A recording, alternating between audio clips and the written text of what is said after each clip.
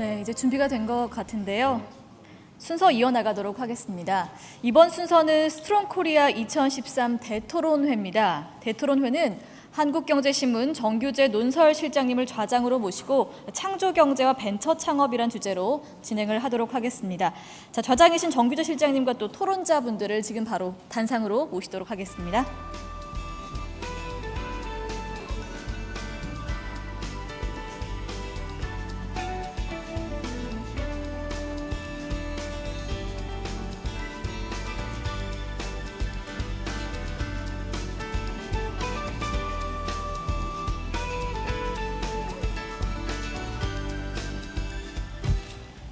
네, 실장님 진행 부탁드리겠습니다. 반갑습니다. 한 30분 쉬었는데요. 사실 쉬지 않고 바로 하는 것이 좋은데 그래도 한 번도 자리 뜨지 않고 이렇게 또 자리를 지켜주시니까 저로서는 정말 진행자로서는 고마울 따름입니다. 근데 아까 주제 발표, 비전 발표하고요. 또 분석 보고서 서울대 허은영 교수님 발표하신 논문들이 너무 좋아서 저도 약간 졸다가 번쩍 잠이 깼습니다. 그래서 아주 논문이 너무 좋았죠. 재미있게 들었고 그렇습니다. 지금부터 1시간 반 동안 점심 먹을 때까지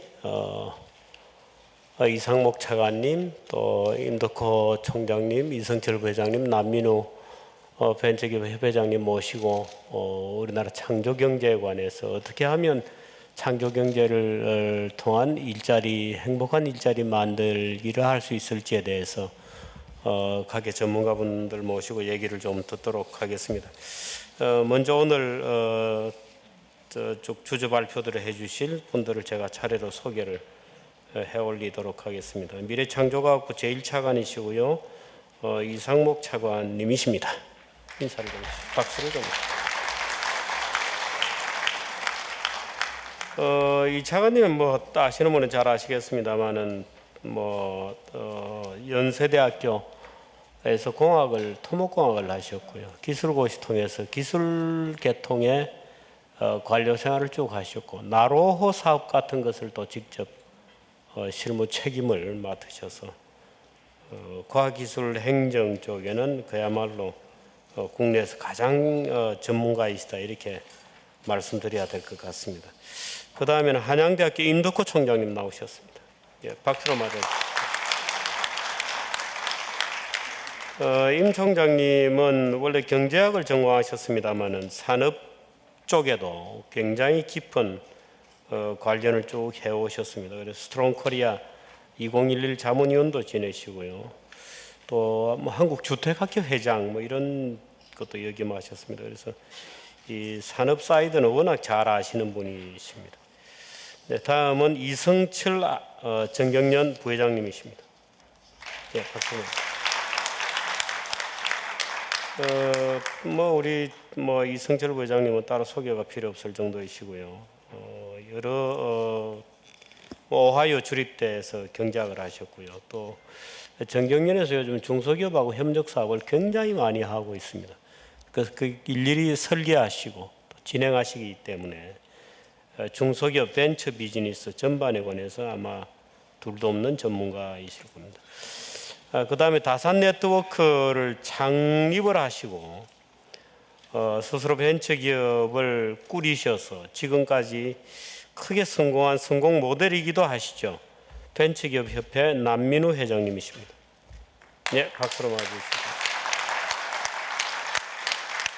사실 아마 오늘 우리가 토론할 많은 주제들에 우리 남 회장님께서도 하신 말씀이 너무 많으실 것 같고 아까 우리 허 교수님께서 허은영 교수님께서 서울대 출신들 벤처인이 많다고 하셨는데 바로 우리 남민우 회장님이 그런 경우입니다. 서울대에서 기계공학을 하셨고요. 다산기연, 다산네트워크스, 코스닥에 등록을 하셨고 또 지금 한국청년기업가정신재단 이사를 맡고 계셔서 아마 오늘 여러 가지로 아마 하실 말씀이 많을 것 같습니다. 여러분 책에 있는 순서대로 우리 이상목 차관님부터 10분씩 일어서셔서 주제 발표를 쭉 하시고 그래서 한 번씩 턴이 돌고 나면 앉은 자리에서 저희들끼리 제가 던지는 주제들을 중심으로 대화를 쭉 갖는 그런 순서로 진행하도록 하겠습니다. 이 차관님부터 먼저 시작을 해주시죠. 예. 보통 이런 토론에 나오면 앞에 좌석이 하나 이렇게 책상이 있어서 좀 긴장하고 시간이 오래가면 이제 발도 이렇게 꽂다가 이렇게 하는데 이게 앞에 탁 트여 있어가지고 오늘 계속 굳은 상태로 벌을 좀 서야 될 것 같습니다. 아니 뭐 밟고 오셔도 돼요. 네? 괜찮습니까? 괜찮습니다. 방금 소개받은 미래부 차관 이상목입니다. 오늘 창조경제 또 벤처 창업을 주제로 이렇게 토론회를 개최해 주신 스트롱 코리아 우리 한국경제 감사의 말씀을 드리고요. 그동안 저희가 미래창조과학부가 이제 정부 출범한 지는 100일이 넘었는데 100일이 안 됐습니다. 어쨌든 지난 석 달간 창조경제의 큰 틀을 만드느라고 고민을 좀 많이 했고 관계부처하고 공동으로 작업들을 쭉 했습니다. 우선 잘 아시는 것처럼 지난 5월 달에 중소기업하고 창업 벤처 생태계 조성이라는 그런 발표가 이제 경제부총리 중심으로 이제 발표가 5월 15일인가 있었고 저희가 6월 4일 지난주입니다. 지난주에 30개 한 부처청이 그동안 우리가 창조경제를 위해서 할 게 뭔지를 종합 정리한 거를 지난주에 발표를 했습니다. 오늘 그 내용을 가지고 간단하게 제가 소개를 드리도록 하겠습니다.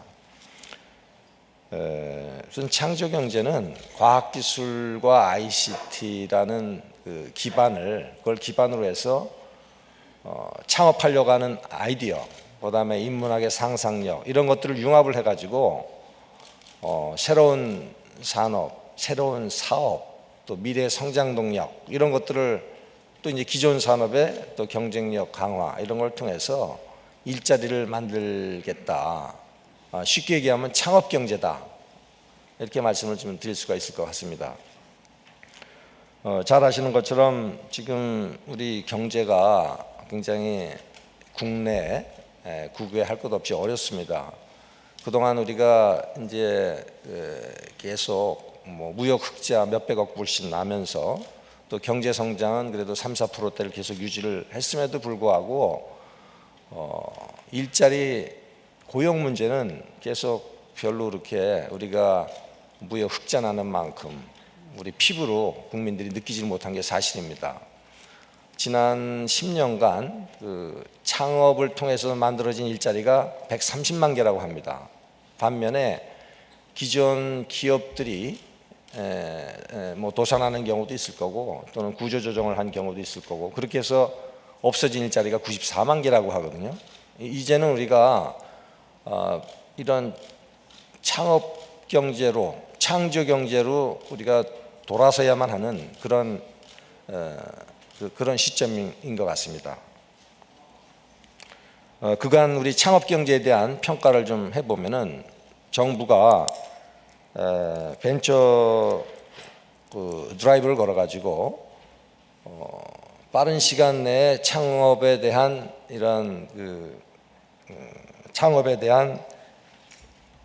기본 인프라를 구축하고 하는 그런 부분에 있어서는 어느 정도 성공을 했다고 봅니다. 하지만은 너무 정부가 드라이브를 걸다 보니까 이게 정부가 지원을 하지 않으면은 이 동력이 죽어버리고 민간이 스스로 이 창업 생태계가 조성이 돼서 스스로 움직일 수 있는 그런 동력 부분을 창출하는데, 그러니까 쉽게 얘기해서 생태계를 조성하는 데는 우리가 실패를 했다, 그런 평가를 하고요. 특히 이제 벤처 시중에 돈은 많다고 합니다. 많다고 하는데 이 많은 돈이 창업 투자 쪽으로는 안 흘러가거든요.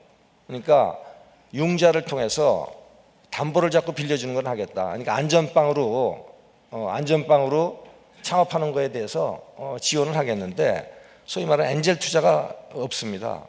그러니까 통계를 보니까 2011년도인가 거의 1조 4~5천억의 벤처 캐피탈 자금은 있는데 엔젤 투자 자금은 몇백억에 불과하다.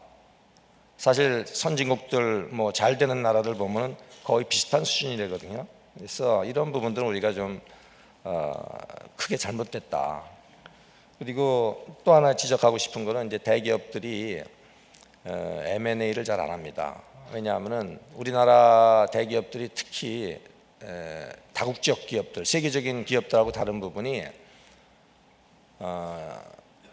제가 여기 한국에 있으면서 뭐 하여간 보면은 다국적 기업들의 소위 말하는 그 기술을 어디에 좋은 기술이 있는지를 서베이하고 다니는 사람들이 굉장히 많아요. 이분들은 대학에도 가고 우리 연구소에도 가고 기업은 물론이고 좋은 기술이 있으면 삽니다. M&A를 통해서 사든 아니면 기술 그 자체를 사든 그런 것들이 굉장히 전 세계를 돌아다니면서 소위 말하는 오픈 이노베이션인데 이게 10년 전부터 다국적 기업들은 하고 있어요. 근데 우리는 웬만한 거는 우리나라의 그 문화가 웬만한 거는 다 내 안에다 놓고 하거든요. 그러니까 우리 대기업들 보면은 대형 R&D 그 삼성, 뭐 LG, 현대 다 연구소들 갖고 있습니다. 그러니까 남이 잘 하고 있는 거를 우리가 조합을 해가지고 하기보다는 직접 개발을 해버리고 또 그러다 보니까 뭐 어떤 피해가 있냐면은 이제 구매력 파워를 이용해서 물건을 사주면서 기술도 그냥 묻어서 가져와 버리는 그러다 보니까 이제 벤처기업이나 기술을 개발한 사람은 좀 허탈하죠. 제값받고 팔지 못하는 사례가 생기고 이런 것들은 우리가 고쳐야 될 부분이다 이렇게 생각을 합니다. 다행히 이번에 저희가 창조경제 그걸 하면서 이런 M&A 활성화 또는 코넥스 시장도 우리가 7월 달에 개설을 해서 벌써 뭐 10대 개 이상이 되는 중소기업들이 코넥스에 등록을 하겠다 뭐 이런 얘기도 지금 들리고 있고 그렇습니다. 또 하나는 이제 건전한 창업 문화 조성이 저는 필요하다고 봅니다. 굉장히 어려운 얘기인데 우리 부모들이 주변에 창업하려고 하는 사람은 말리거든요. 저도 우리 자식이 창업하겠다고 하면은 고개를 좀 심사숙고하고 좀 말리지 않겠느냐 심정적으로.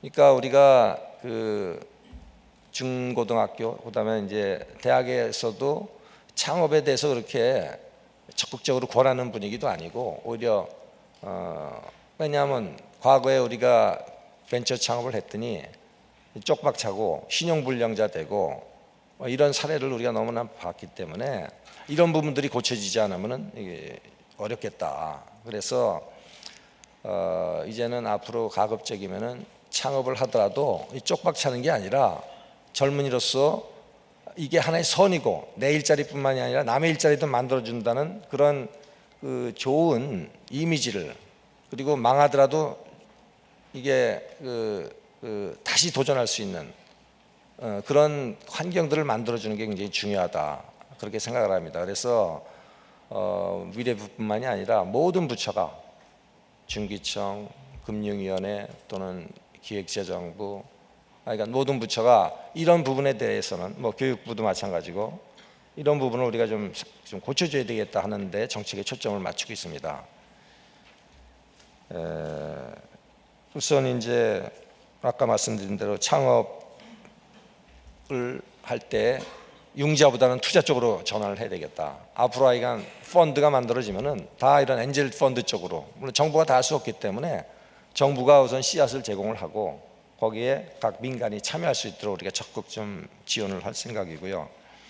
그다음에 한번 실패하더라도 또 재기할 수 있는 그런 펀드라든가 또는 R&D도 오히려 한번 실패한 사람이 또 그 과거에 시행착오를 겪지 않을 확률이 높기 때문에 이제 그런 부분들을 추가적으로 지원하는 이런 제도들을 저희가 한번 고민을 해보고 있습니다.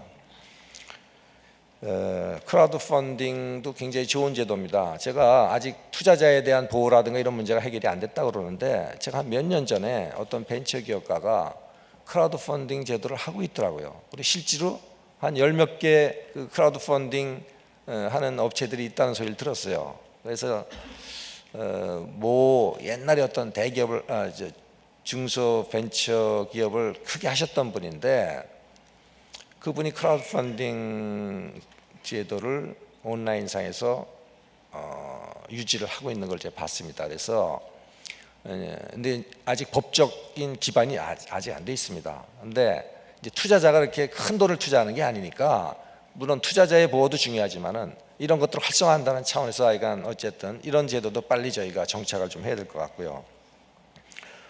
뭐 지난번 많이 나온 얘기지만은 하여간 세제 혜택이라든가 M&A라든가 엔젤 투자나 이런 부분에 있어서의 세제 혜택 이런 부분들도 모든 부처가 신경을 많이 쓸 겁니다.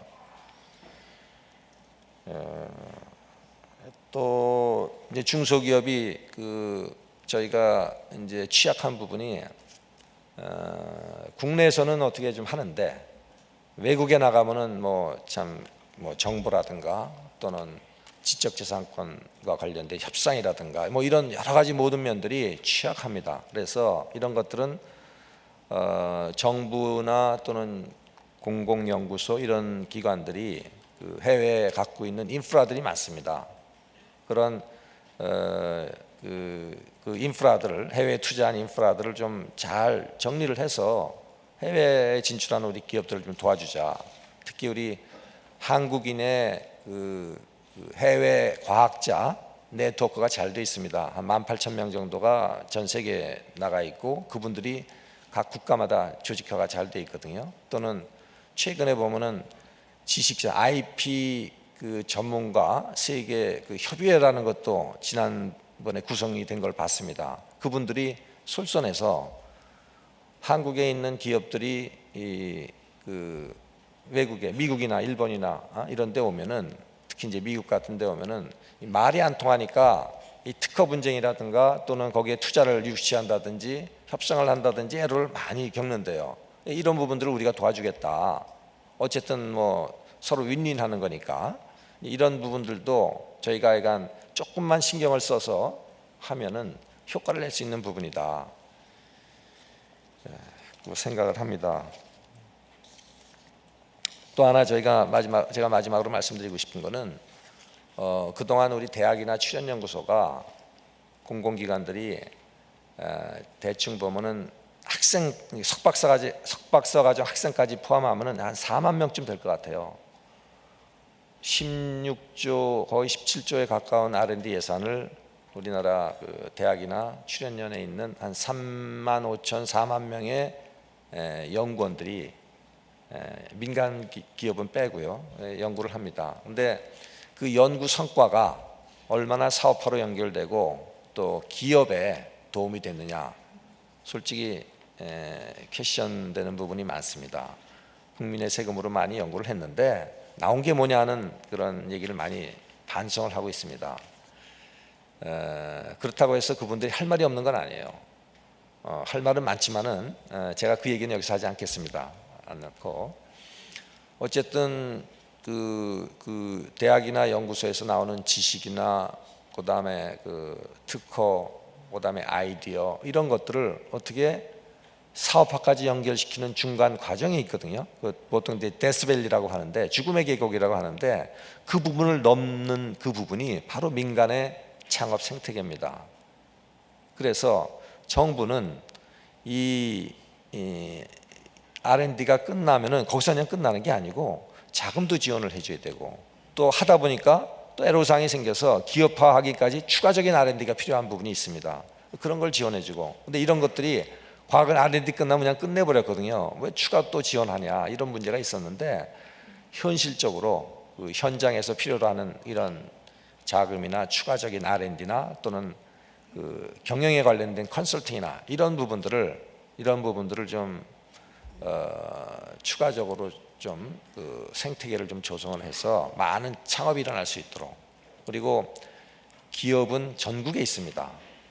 그리고 사실 출연연이나 이런 대학도 전국에 다 있습니다. 그래서 이거를 네트워크를 잘 하게 되면은 지역의 혁신 클러스터들 그다음에 이번에 이제 과학 비즈니스 벨트도 태동을 하게 됩니다. 과학 비즈니스 벨트라든가 또는 사이언스 파크 그다음에 산업부에서 하고 있는 TP 뭐 이런 산업 클러스터들을 그 지역에 있는 중소기업들하고 그다음에 전국에 있는 대학이나 연구소하고의 네트워크를 우리가 잘 기존 인프라를 잘 활용하면은 이것도 얼마든지 그 소프트웨어 개선을 통해서 기업한테 도움을 줄 수 있겠다. 그래서 기업이 일자리를 만들 수 있도록 우리가 생각을 하고 있고 일단 하여간 저희 그 정부는 판을 벌려주고 정부가 직접 지원해서 뭐 하겠다고 하는 것은 그동안 거의 실패했습니다. 그래서 정부는 판을 벌려주고 간접적인 지원을 해주고 그다음에 실질적인 활동은 민간의 기업이 주도적으로 이런 창조 경제를 이끌어 나갈 수 있도록 그렇게 해나갈 생각입니다. 감사합니다. 네, 고맙습니다. 우리 차관님께서 아마 몇 가지 얘기하셨는데요. 사실 올해 그 창조 경제 예산은 얼마나 되나요, 차관님?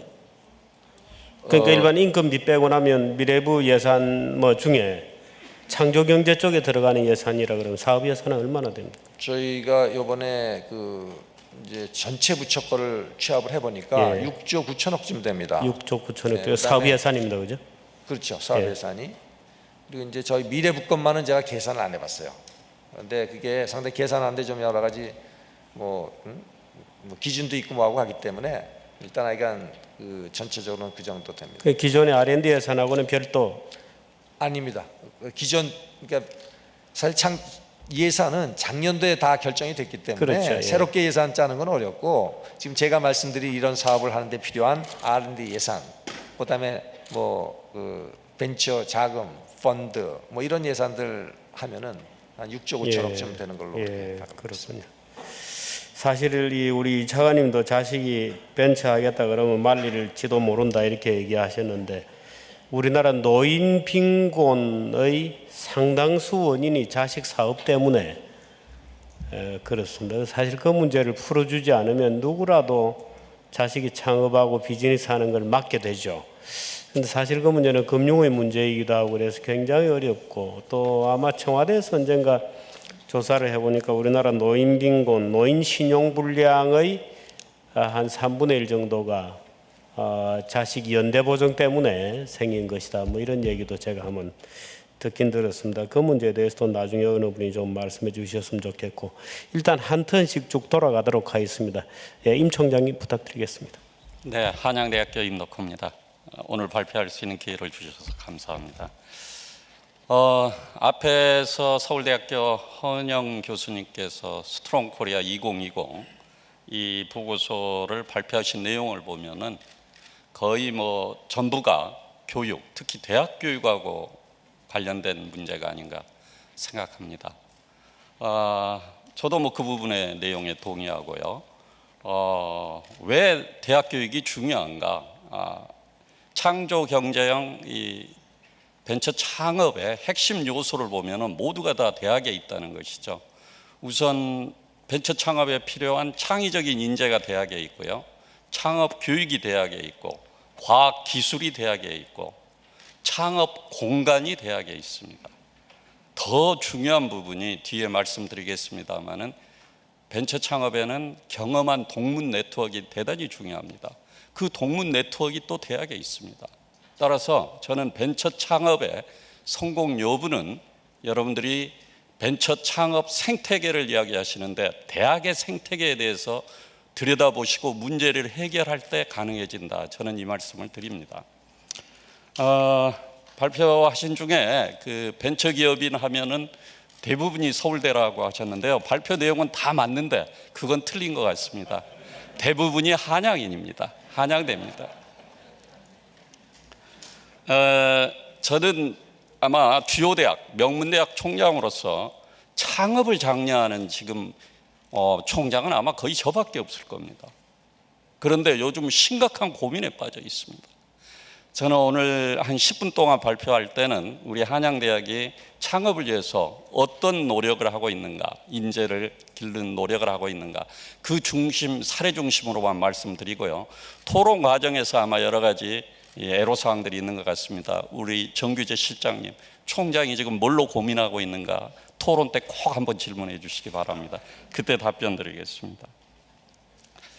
이 박근혜 정부가 주창하는 이 창조 경제의 이 핵심은 한마디로 요약하면은 창의성을 바탕으로 해서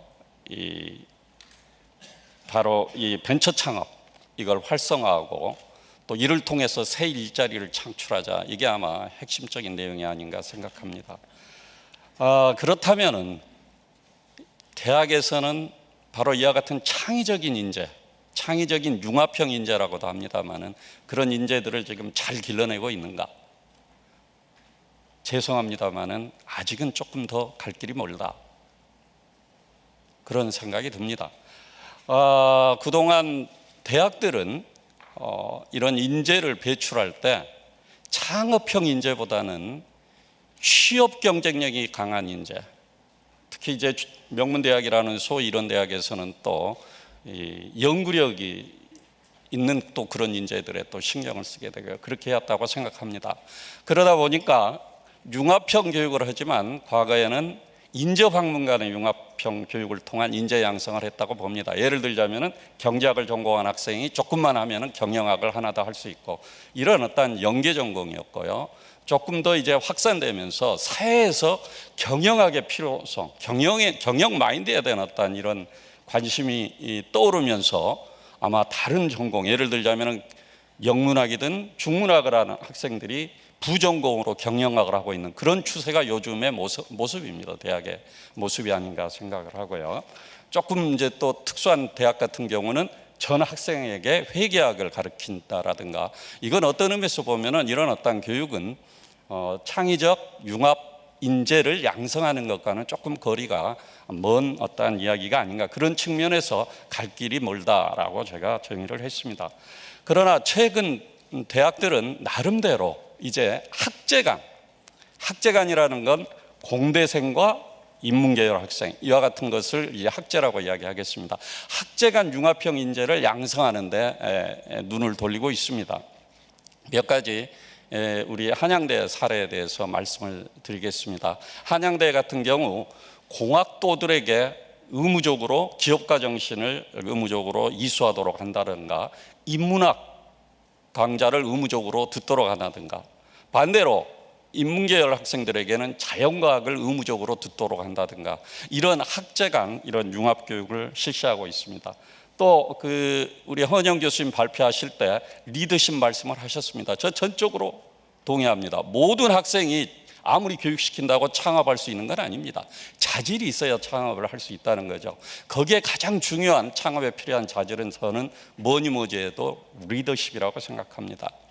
그런 측면에서 이제 그런 어떤 창업과 상관없이 우리 대학이 추구하는 것 중에 하나가 비교과 영역에서 예를 들자면 인성교육을 강화한다든가 리더십 교육, 우리 한양대 같은 경우는 8학점을 따지 않으면 졸업을 시키지 않습니다. 이런 리더십 교육이라든가 인문학 고전 읽기를 의무화해서 2학점을 반드시 따도록 한다든가 이런 어떠한 형태들을 도입하고 있습니다. 오죽하면은 대학이 지금 이런 형태로 의무화를 하면서 이런 어떤 교육 과정을 강화시켜 나가겠습니까?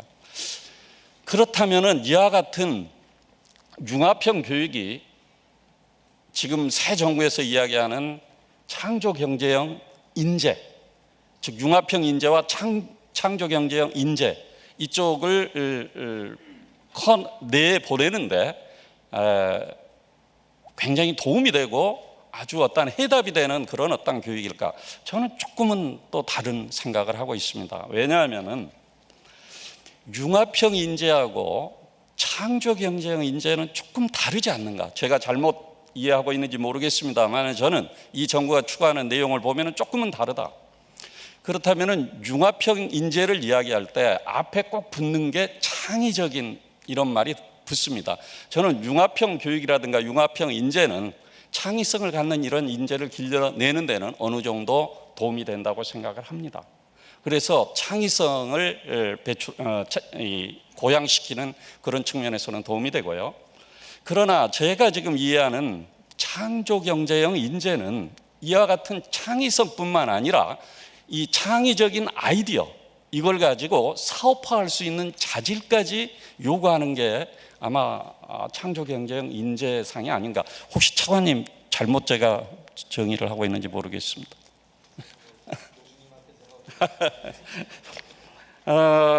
그렇다면은 제가 정의하는 부분이 맞다고 한다면은 새로 지금 우리가 융합형 교육을 주요 대학들이 강화시켜 나가고 있습니다만은 그것만으로도 한계가 있지 않은가 저는 그렇게 봅니다. 따라서 창조 경제의 인재를 양성하려고 하면은 또 그런 인재를 모든 학생들에게 다 그런 인재형으로 간다는 것도 그건 맞지 않는 이야기고요. 특수한 선택된 그런 인재들에게 바로 맞춤형 교육을 시켜야 되지 않는가 이런 생각을 합니다.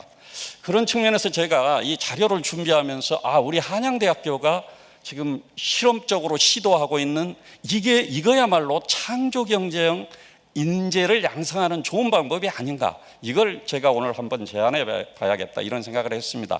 그러면서도 한편으로는 또 다른 대학들이 바로 그냥 수용해서 우리의 경쟁이 될까 봐 좀 걱정을 합니다만은 이렇습니다. 융합교육이라는 건 어느 한 개인, 즉 대학으로 보면 학생이 자기 전공 이외에 다른 전공들을 부전공으로 하거나 아니면은 부전공으로 하지 않더라도, 예를 들자면 공대생이 경영을 듣고 공대생이 경영의 일부 과목을 듣고 또 창업에 관련된 어떤 과목들을 듣고 그러면서 사고의 융합을 길러내는 것이 바로 이 부분인데요. 저는 이 부분에 어느 정도 도움은 돼도 한계가 있다고 생각합니다. 왜냐하면은 듣지 않는 학생보다는 사고의 폭이 넓어지겠습니다만은 자기 전공보다는 상당히 떨어질 수밖에 없다. 그래서 저는 새로운 용어를 제가 만들어 봤습니다. 지금 현재 우리 대학에서 한양대학교 에리카 캠퍼스에서 지난해부터 시행한 내용입니다. 학제 간 융합교육에서 학제 간 학생 융합형 교육 방식으로 바꾸자. 그건 무슨 이야기냐면 어느 한 학생이 이러는 게 아니고 어느 한 과목을 놔두고 이 과목에 각각 전공이 다른 학생을 수강생으로 받아들여서 하나의 주제를 가지고 이 학생들이 그동안 자기 전공에서 배워온 지식, 경험을 가지고 서로 융합해서 토론하게 하는, 조를 편성해서 토론하게 하는 그런 주제를 가지고 한 학기 내내 토론해서 결과를 가지고 한번 이야기해보자. 그런 어떤 내용의 형태가 되겠습니다. 실제로 에리카 캠퍼스, 한양대학교 에리카 캠퍼스에서는 작년에 특허와 협상이라는 과목을 가지고 운영을 해봤습니다. 이 과목의 주강 교수는 두 사람입니다. 한 분은 디자인대 교수고 한 분은 변리사를 겸임 교수로 모셨습니다. 그 이유는 만약 이 과정에서 특허가 될 만한 게 나온다면, 사업성이 있다면 특허에 출원을 해보자 라는 어떤 전제하에 변리사님까지 겸임 교수로 모셨습니다. 그리고 수강 인원은 40명으로 제한을 했습니다. 이 40명은 이렇게 구성을 했습니다. 디자인대 학생 10명, 인문계열 학생, 인문사회계열 학생 10명, 공학계열 학생 20명 해서 40명으로 했고 10개 조로 운영을 했습니다. 10개 조는 각각 한 조가 4명이 되겠습니다. 4명은 이렇게 구성했습니다. 상대적으로 창의적인 아이디어에 강점을 갖는 디자인 학생 1명, 그 다음에 이런 아이디어를 바로 기술에 접목시키거나 제품화할 수 있는, 다시 말하자면 솔루션에 강점을 갖고 있는 공학계열 학생 2명, 그리고 이게 제품화됐을 때, 상품화됐을 때, 사업화됐을 때 시장에 내다 팔 수 있고 또 고객의 어떤 성향에 접목시킬 수 있고 이쪽에 강점을 갖는 인문사회계열 학생 1명, 이렇게 해가지고 수업을 진행했습니다. 수업은 하나의 주제로만 가지고 던져준 겁니다. 던져준 주제가 이런 주제였습니다. TV에서 일방향 광고, TV에 나오는 광고만 보고 있는데요, 이걸 스마트폰 기술을 접목시켜 가지고 서로 소통하는 쌍방향 광고로 만들 수 없는가, 그 기술적으로 가능한가를 검토하고 이 기술이 사업화가 가능한지까지 검토해서 한 학기 동안 토론한 다음에 논의를 하자. 근데 토론 방식은 이렇습니다. 조별로 만나서 토론을 하고 3학점입니다. 그 다음에 1시간은 10개 그룹이 모여서 다시 똑같은 주제를 가지고 어떤 결과가 나왔는지 서로 토론하고요. 이렇게 한 학기를 지나고 나서 우리는 놀라운 결과를 발견했습니다. 그동안 해온 융합학문에서의 어떤 내용하고는 완전히 차원이 다른 결과가 나왔습니다. 그 결과는 이렇습니다. 물체 인식 및 선택 기술, 자기들이 해서 나온 이야기입니다. 물체 인식 및 선택 기술에 대한 개념 특허. 요즘 조금 다르죠. 특허하고 개념 특허. 개념 특허는 이렇습니다. 소위 말하자면은 애플이 삼성을 고발한 내용이 전부 과거 같으면은 기술 특허인데 개념 특허입니다. 다시 말하자면은 우리 스마트폰의 슬라이드 옆으로 미는 거 이런 것들이 다 개념 특허입니다. 바로 이 10개의 팀이 물체 인식 및 선택 기술에 대한 개념 특허 20개를 특허청에 출원했습니다. 한 학기 동안에. 그리고 변리사가 나서서 도와주고요. 그러니까 한 조에 2개의 특허가 나온 겁니다. 그 다음에 이 사실을 삼성, SK, LG, KT 관련 부서에 알려가지고 뭘 했냐면요. 이분들이 참석한 그 클래스에서 학기를 마치고 원천 특허 사업 설명회를 직접 조장들이 설명을 했습니다. 그 결과 놀라운 반응들이 나왔습니다. 대단하다. 이게 바로 창의적인 융합 교육의 핵심이다. 제가 그 자리에 있었습니다. 너무나 저는 감사했습니다. 바로 이제 어떠한 발상의 전환이 있어야 되는 게 아닌가. 이게 바로 저는 이렇게 생각을 한 겁니다. 지금 이 정부가 발표하고 추진하는 창조경제형 인재를 육성해내는 진정한 의미의 융합교육 방식이 아닌가 이런 생각을 해봤습니다. 청년 창업을 해도 청년 창업가들을 양성하는 게 중요하다고 생각합니다. 이런 청년 창업가를 양성하기 위해서는 대학의 역할이 무엇보다도 중요하다고 생각합니다. 하은영 교수님 내용에 그래서 전적으로 저는 동의하는 겁니다.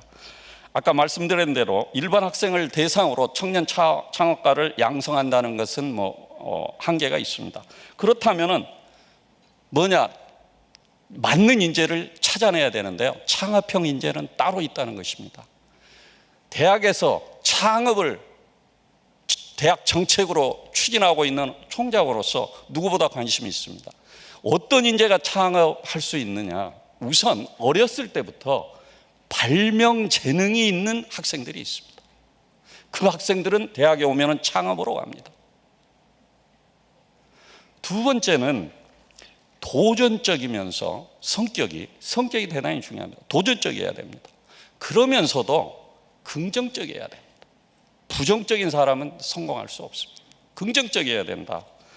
바로 이제 이런 어떤 창업형 인재를 그래서 교육시키는 것도 중요하지만 맞는 인재를 발굴하는 게 저는 더 중요하다고 생각합니다.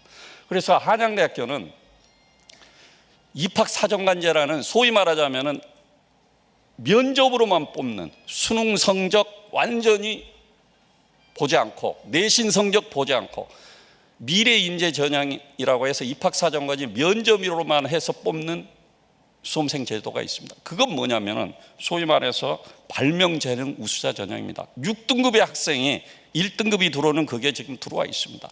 이 애들을 추적해 보면은 모두가 이 애들은 창업 교육 트랙에 우리 대학은 창업 교육 트랙이 따로 있습니다. 그 트랙에 지금 다 들어가 있습니다.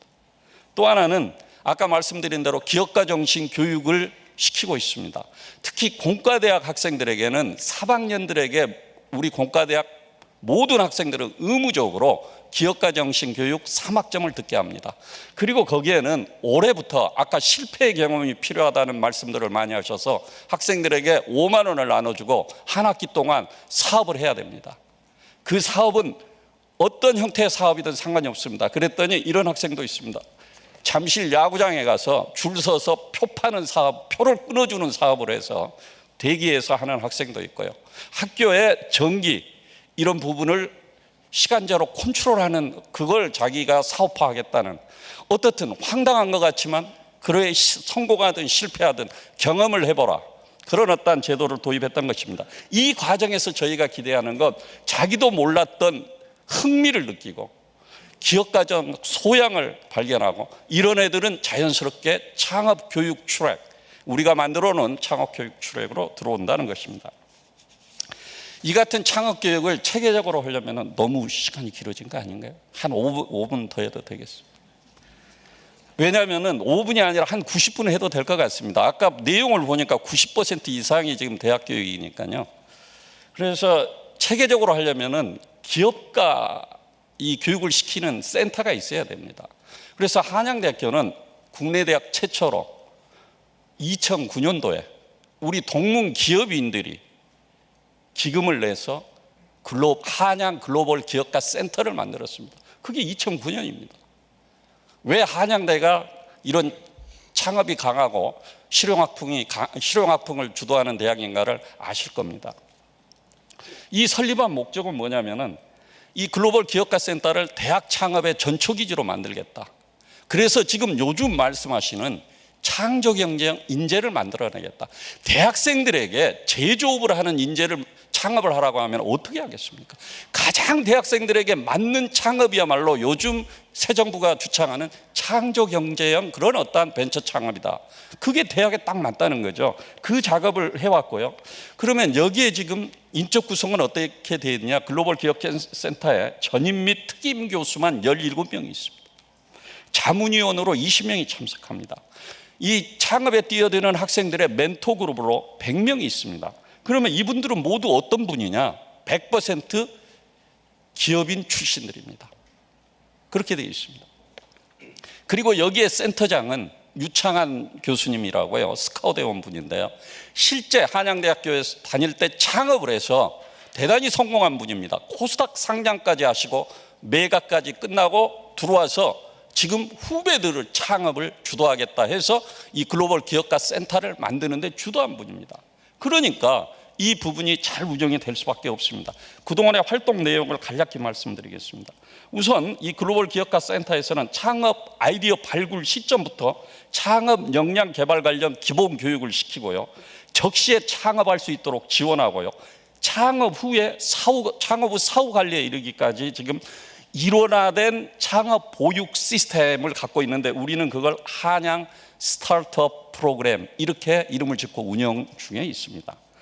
두 번째 말씀드린 대로 공대생뿐만 아니라 재학생 대신 기업가 정신과 창업 관련 교육, 특히 이 교육을 실시하고 있는데 1년에 1000명 이상의 학생이 지금 수강을 하고 있습니다. 선택해서 수강을 하고 있습니다. 창업 실전 능력 배양을 위해서 현장 교육을 대단히 강화하고 있는데요. 이 수업을 듣는 학생들에게 창업에서 성공한 동문 기업을 방문한 현장 실습 교육을 하도록 하고요. 방문한 그쪽 기업인들과 멘토 관계, 즉 네트워크를 지금 연결해 주는 제도를 도입하고 있습니다. 그리고 창업한 학생들에게 인큐베이팅 시스템으로 우리는 대학 내 서울과 에리카 캠퍼스 모두 창업 보육센터를 가지고 있습니다. 그쪽에 넣어서 인큐베이팅을 하고 그쪽에 입주를 시킵니다.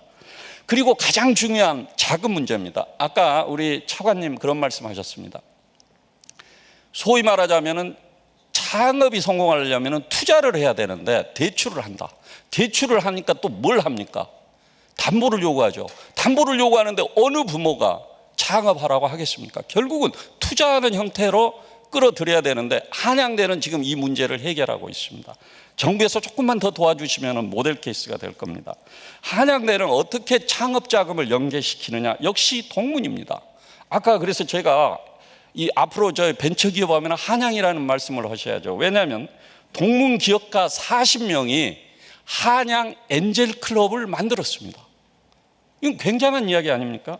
그래서 2012년도에 만들었는데요. 2012년도 후반기에 첫 시작해서 두 건을 성사시켰는데요. 우리 동문 한양 엔젤에서 직접 투자를 1억 5천만 원. 따라서 정부가 굉장히 잘 돼 있습니다. 정부가 매칭해서 1억 3천. 그래서 2억 8천만 원을 투자했습니다. 창업 기업에 직접 투자를 했습니다. 우리 학생들이요. 그 다음에 2013년 이제 5월까지입니다. 5월까지 현재 6건을 성사시켰습니다.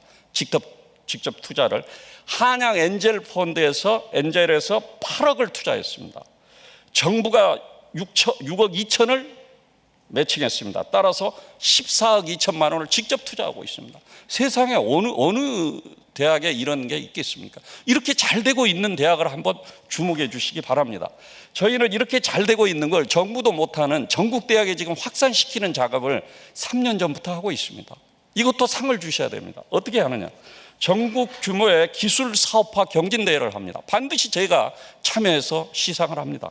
이 경진대회에 작년에만 몇 개 대학, 87개 대학, 대단히 많습니다. 생각보다 360개 팀, 619명이 참여해서 경진대회를 하고 있습니다. 이게 대학에서 하고 있다는 거죠. 이제 마지막으로 말씀드리겠습니다. 저는 창업에 이렇게 창업을 주도하고 이런 쪽에 정책으로 대학에서 또 이런 어떤 프로그램이 있을 때마다 제가 행사에 참여를 하고요. 힘을 실어주기 위해서 하면서 이런 생각이 들었습니다. 재작년이 되겠습니다. 2011년 말에 학생들이 창업을 하는데 왜 이리 어려울까? 이런 부모님도 반대하고 사회 분위기도 이런 데 창업이 쉽겠습니까? 굉장히 어렵죠. 그리고 학생 독자적으로 창업한다는 것 자체가 토양이 안 돼 있다 이거죠. 그럴 때 저는 어떤 걸 봤냐면요. 우리 한양 동문들은 지금 벤처 창업을 엄청나게 해 있지만 졸업한 지 얼마 안 되신 젊은 동문들이 엄청나게 창업을 하려고 노력을 하시고 고민을 하고 계신다는 걸 파악했습니다. 맞다. 여기에 답이 있다. 제가 아이디어를 낸 겁니다. 이 벤처 창업하려고 하는 이 동문들은 과거에 학교에 다닐 때 창업 교육을 전문적으로 받아본 적이 없다. 첫 번째. 이분들을 지금 잘된 우리 창업 교육 프로그램에 무상으로 유치하자. 그리고 학생들과 연계시키자. 왜? 학생들은 경험이 없습니다. 그러나 학생들은 뭐가 있습니까? 참신한 아이디어가 있습니다. 그 아이디어를 주고 창업에 지금 실패하고 경험한 동문들하고 연결시키는 연계 창업 교육을 실시를 한 겁니다. 그게 이름이 바로 한양 스타트업 아카데미입니다. 벌써 3기째 지금 모집 중에 있습니다. 1년에 2번, 매 기수 50명 이상씩. 자, 6주 코스로 무료로 이렇게 시행을 하고 있다는 말씀을 드립니다. 그 결과 현재 한양대는 재학생들 창업하면 독보적인 대학입니다. 1등 대학입니다. 그리고 이제 여기서 그럼에도 불구하고 총장이 지금 창업 문제를 계속 이렇게 밀고 나가야 되느냐, 멍청한 총장이라는 이런 어떤 비난을 들어가면서 가야 되느냐 고민을 하고 있다는 거죠. 그걸 물어봐 주시기 바랍니다. 너무 길어서 감사합니다. 네, 박수를 한번 주시죠. 예.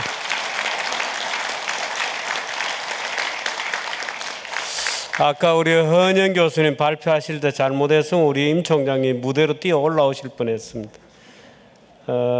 고맙습니다. 그래도 그렇게 쭉 열심히 해주시고, 사실 뭐 한양대학은 우리나라 산업계를 떠받치고 있는 대학이었죠. 최근은 모르겠습니다만은 총장님께서도 최근에 저렇게 또 학교 교육을 바꾸고 계시니까 최근 더 떠받치고 있습니다. 예, 열심히 지켜보도록 하겠습니다. 그런데 총장님 말씀하시면 제가 얼른 들으니까 우리나라에서 그동안에 무슨 대학교 평가할 때 무슨 사법고시 몇 명, 뭐 행정고시 몇 명 이런 것을 많이 평가를 해왔는데 이걸 좀 바꿔야 되겠다 하는 생각을 좀 해봤습니다. 저는 그보다 더 심한 평가가 있어서 그걸 답을 하려고 합니다. 그걸 예. 질문해 주시면 나중에 답을 드리겠습니다. 예, 그래서 나중에 또 여쭤보도록 하겠습니다. 우리나라 경제개발 60년사 KDI가 이런 만든 자료 또 교과서 이런 데 보면 놀랍게도 아마 여러분들은 아실지 모르겠습니다만은 우리나라 경제개발 60년사에 정주영, 이병철 이런 사람들의 이름이 없습니다. 그저 공무원들이 잘했다, 정책이 잘 됐다 이런 얘기밖에 없습니다. 사실 우리나라 초중고등학교 교과서를 어디를 봐도 기업가를 칭송하거나 상찬하는 글들은 없습니다. 오로지 옛날에 산업공상적 신분질서의 도덕적인 어떤 인간, 군자 이런 것만 상찬이 되어 있지 기업가는 상찬하고 있지 않습니다.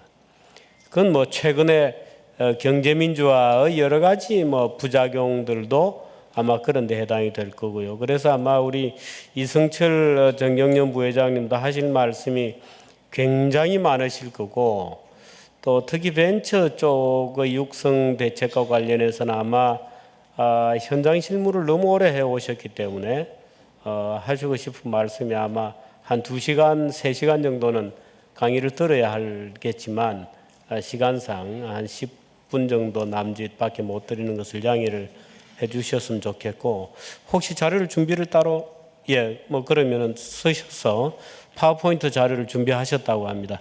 같이 좀 경청해 듣도록 하겠습니다. 방금 소개받은 이승철입니다. 임덕훈 총장님 강연 잘 들었고요. 한양대학교가 그렇게 창조경제 이 벤처의 성지인 줄 몰랐습니다. 제가 59년생이라서 우리 59년생들의 성지인 줄 알았거든요.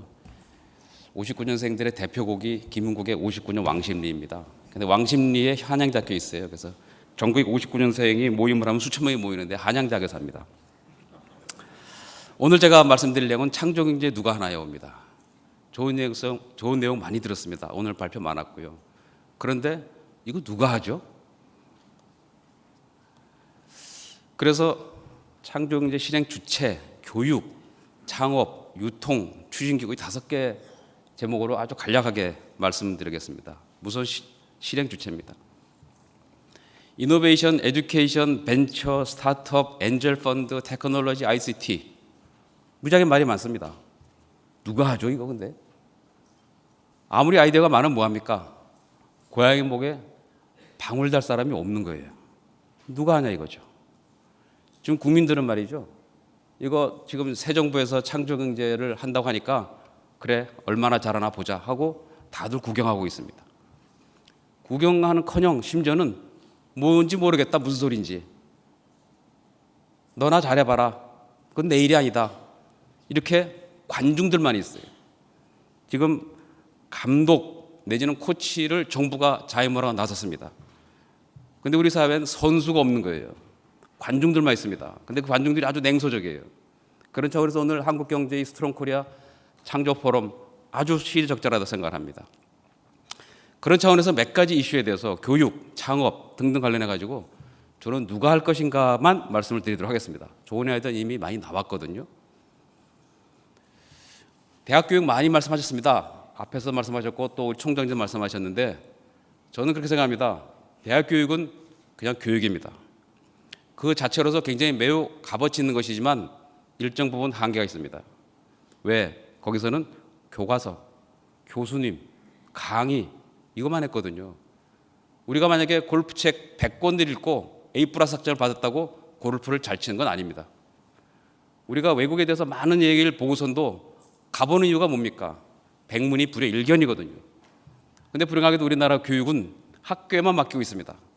모든 사람들이 방치하고 있는 거죠. 그래서 저희는 정경련에서 직업 현장 체험이라는 프로그램, 진로 나침반이라는 프로그램을 만들었습니다. 기업이 갖고 있는 많은 시설들, 지금은 주로 공장만 산업시찰이라는 이름으로 하고 있는데 그 외에도 엄청나게 많습니다. 오늘 이 자리에 있는 여기 호텔, 여러분도 호텔 많이 출입하고 계시지만 호텔 산업에 대해서 아시는 거 없지 않습니까? 왜? 배운 게 없거든요. 쇼핑센터 많이 가보시지만 그 쇼핑센터가 어떻게 운영되는지, 전략은 뭔지, 미래 비전은 뭔지, 필요한 기술은 뭔지 배운 적이 없지 않습니까? 왜? 기업들이 그런 거 설명 안 해주거든요. 카지노 많이 가보시지만 카지노에 대해서는 아무도 설명 안 해줍니다. 그래서 저희는 결정했습니다. 기업들이 갖고 있는 많은 시설들을 국민에게 개방하고 특히 학생들에게 보여주자는 거죠. 상과대학을 졸업을 하고 주식 채권, 수표 어음 본 적이 없고요. 한국 거래소 가본 적도 없는 사람이 어떻게 상과대학을 졸업했다고 할 수 있겠습니까? 보여주자는 겁니다. 누가 나서야 되냐? 기업이 나서야 되고 국민이 나서야 됩니다. 보여줄 거 많습니다. 예를 들어서 이런 방패형 건축물을 만들었다 치면 한번 가서 설명해주고 보여주는 거죠. 그러면서 나는 세계적 건축가가 돼야 되겠다. 또는 건설 기술 관련된 창업을 해야 되겠다. 순천 세계 정원박람회가 지금 대박 행진을 이어가고 있습니다. 불과 1, 2년 사이에 30만 평을 마치 30년 전부터 있었던 것처럼 정원을 만들었습니다. 왜냐하면 거기 있는 모든 나무들이 지주목이 하나도 없거든요. 그런데 30년 산 메탈 세콰이어 큰 나무를 심고 지주목을 안 만들면 나무는 금방 쓰러집니다. 태풍 불면 바로 넘어지죠. 근데 그 지주목을 지상에 만든 것이 아니고 지하에다 박아가지고 이게 순천시청 공무원의 특허입니다. 그래서 마치 가서 보시면 이게 20년 전부터 이런 숲이 있었나 느낄 만큼 깨끗합니다. 와서 설명을 해줘야 되는 거예요, 누군가가.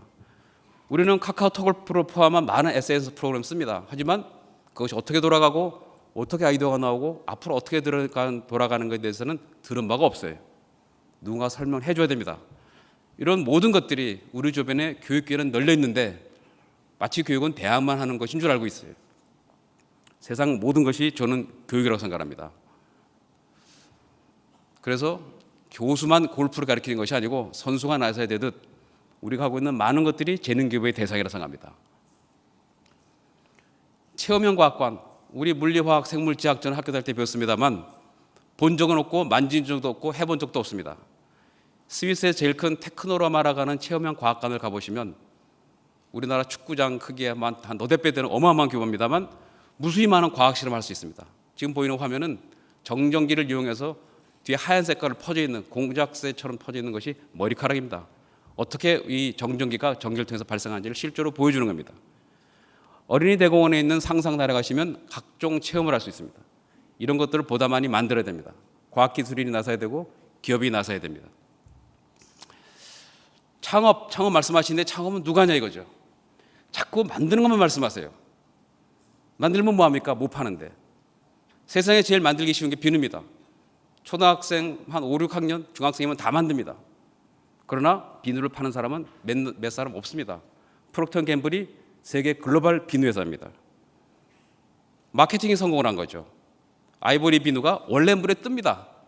그런데 우리는 물에 뜨는 비누입니다라고 광고하면서 99% 순수 비누, 마치 물에 가라앉는 비누는 순수하지 않은 비누인 것처럼 한 거죠. 그래서 아이보리가 세계적인 브랜드의 비누가 된 겁니다. 우리는 자꾸 만들면 좋다 그러는데 안 팔리면 끝입니다. 제가 지난주에 미얀마에 있는 와이셔츠 공장을 갔다 왔어요. 대우에 사는 건데 우리나라 전체 셔츠의 10%를 공급하니까 이 자리에도 제가 갔다 온 공장의 와이셔츠를 입으신 분이 한 30분은 되실 거로 생각이 되는데 현장 공장도 추락 가격은 4,000원에서 9,000원입니다. 싼 거는 4,000원, 비싼 거는 9,000원. 한국에 오면 5만 원에서 15만 원 됩니다. 우리는 4,000원에서 9,000원짜리 비즈니스 하시겠습니까? 5만 원에서 15만 원짜리 비즈니스 하시겠습니까? 자꾸 창업을 만드는 것만 하세요. 그리고 망합니다. 그래서 신용불량자가 돼요. 기업 간 동반성장이 요새 화두입니다. 기업 내 동반성장이 더 중요합니다. 우선 자기네끼리 동반성장도 안 되면서 남하고 무슨 동반성장입니까? 근데 우리나라는 불행하게도 기업 내 동반성장이 안 돼요. 엔지니어가 있는데 기술이 마케팅이 부족하고 마케팅은 잘하는데 유통을 못하고 이런 것들이 합쳐져야 됩니다. 마이크로소프트가 성공한 것은 빌 게이츠라는 엔지니어와 스티브 발머, 이 사람 프록터 앤 gem블 출신의 마케팅 전문가입니다. 이 사람이 팔아준 거예요. 스티브 잡스가 성공한 것은 그 사람이 아이디어만 내면 워즈니악이 다 만들어줬습니다. 엔지니어입니다. 아이디어맨과 엔지니어의 결합. 휴레트와 패커드가 창업을 해서 오늘의 실리콘밸리를 만들었습니다. 반클리프 집안과 아펠 집안이 합병을 해서 120년째 세계 최고의 보석 집안이 됐습니다. 베스킨과 라빈스가 합작을 해서 세계적인 아이스크림 만들었죠. LG와 GS라는 우리는 훌륭한 성공 사례가 있습니다. 그러나 우리나라에는 많은 창업 기업들 중에 소위 동업을 하면 대부분 망합니다. 창업이 성공하려면 생산, 기술, 유통, 소비자 보호, 마케팅 등등 종합 예술이기 때문에 기업 내 동반 성장이 돼야 됩니다. 우리는 동반 성장 문화를 창업가들이 만들어야 되는데 대부분 1인 창업을 합니다. 그래서 망합니다. 다음은 유통입니다. 아까 제가 말씀드렸죠. 만들면 뭐 하냐고요. 싸이가 세상을 바꿔놓은 것은 바로 유튜버가 있었기 때문입니다. 제가 아까 59년 왕십리 얘기했죠. 한 30년 전에 우리나라 연말 10대 가수의 10대 가요가 선정됐습니다만 그 당시에는 유튜브가 없어가지고 우리나라 10대 가요로 끝났어요. 아마 싸이가 30년 전에 나왔으면 연말 10대 가수상 받고 끝났겠죠. 그러나 유튜브라는 유통 채널이 있었습니다. 이걸 광고하고 자꾸 만들기만 해요. 일본에 가면 도쿄 한즈라고 하는 유통 체인이 있습니다. 크리에이티브 라이프 스토어. 글자가 작아서 잘 보이실지 모르겠습니다만 창조적인 물건만 전문으로 파는 가게입니다. 우리나라는 창조적인 물건을 만들면 팔 데가 없습니다. 저 위에 보이는 호치게스가 심 없는 호치게스고요. 숟가락 저울이고요. 야채를 벗겨주는 장갑입니다. 그래서 제가 백물이 불행해서 갖고 왔습니다. 이게 저울 숟가락이고요. 여기다가 어린이 시럽이라든가 뭐 담아서 3g 마시면 됩니다. 이게 아까 말씀드린 그 장갑입니다. 이거 장갑 끼고 과일을 살살살살 문지르면 껍데기가 벗겨집니다. 이게 힘없는 호치케스 사진에 보이시죠? 이거 종이가 종이끼리 서로 물어가지고 안전한 어린이들이 먹어도 뭐 종이를 먹으면 안 되겠지만 호치케스 위험한 게 없습니다. 자, 이런 것들을 만들면 우리는 어디서 팔죠? 홈쇼핑에서 팔고 끝납니다. 한 번 팔면요. 어젯밤에 텔레비를 봤더니 물이 들어가면 늘어나는 호수를 팔더라고요. 무게는 500g, 가볍고 신축적이라서 보관도 편하고 물이 없으면 줄어들고 물이 있으면 늘어나는 호수가 홈쇼핑에 팔더라고요. 그거 만약에 평상시에 사고 싶으면 어디서 사죠? 살 데가 없어요. 우리나라는 유통을 무시하기 때문에 만들면 된다고 생각하지만 대개 만들고 망합니다. 그러나 일본에는 도쿄한즈라고 하는 크리에이티브 라이프 스토어가 이것도 한 7개층, 우리나라 백화점만 합니다. 매장 하나가 전국에 30개가 있어요. 그래서 일본의 창업 기업가들은 만들면 누군가가 팔아주는 아주 행복한 나라에 있습니다. 끝으로 추진 기구입니다. 지금 이걸 추진하자는데 자꾸 정부에다 대고 뭘 하라 그러고 국민들은 비판을 하고 있습니다. 저는 이렇게 생각합니다. 창조경제는요, 아까 말씀드렸지 않습니까? 감독과 코치는 정부가 자임을 하고 있지만 선수는 국민들, 기업들이 다 같이 해야 됩니다. 그래서 미래보아 경제단체가 창조경제 민간협의체를 만들었습니다. 누구든지 창조경제에 나설 수 있는 준비는 돼 있어요. 왜? 자기가 창조라는 건 멀리 있는 것이 아니고 가까운 데 있는 것이기 때문에 누구든지 할 수 있는 재능을 갖고 있습니다. 다 같이 나서야 되는 거예요. 방관자가 되는 것이 아니고. 그래서 많은 아이디어를 실행시킬 수 있는 모든 이런 사업기회에 전 국민이 나서자. 특히 기업을 중심으로. 그것이 오늘 저의 발표 자료입니다. 감사합니다. 네, 고맙습니다. 근데 그 도쿄핸즈라는 회사는 개인 회사입니까? 네, 이거는 그냥 백화점 체인입니다. 그래서 우리나라 말하면 무슨 이마트나 그런 식으로 체인으로 돼 있고요. 네. 보통 이제 그 혼자 있으면 어렵기 때문에 백화점과 연동이 돼가지고 백화점 주변에 같이 있고, 그래서 백화점과 도쿄엔자 같이 있고, 우리나라 생긴 거는 백화점과 똑같습니다. 7개층으로 여러 개층으로 돼 있고 한 층이 굉장히 넓고요. 그렇게 돼 있습니다. 네, 고맙습니다. 아니 제가 그 얘기를 듣다가 제가 이 신문 기자 그만두고 나가서 코리아 핸즈 이런 걸 하나 만들까 하고 잠깐 여쭤봤습니다. 자, 이 우리 남민우 회장님은 스스로가 벤처를 만드시고 정말 갓난 끝에 오늘날 벤처 기업의 대명사이기도 하시고 성공한 벤처 기업인이기도 하시고 모셔서 얘기를 듣도록 하겠습니다. 박수로 모셔주시죠.